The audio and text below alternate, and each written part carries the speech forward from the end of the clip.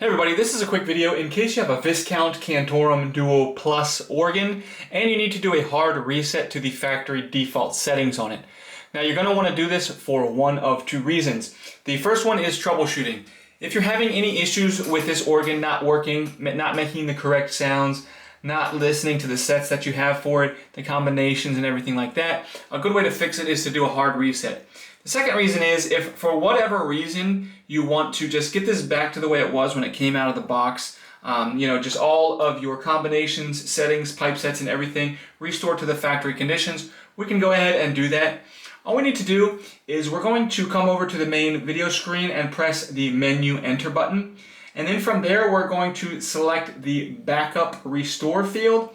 And then from the backup restore option, we are going to toggle to the factory reset field. Now, then once you do that, it will pop up with a message that it says restoring to factory status, proceed, ? And then from there, you can hit exit if you change your mind and you want to abort it, or if you want to go ahead and do it, then you can just go ahead and hit the menu enter button and it will reset everything to the factory default settings.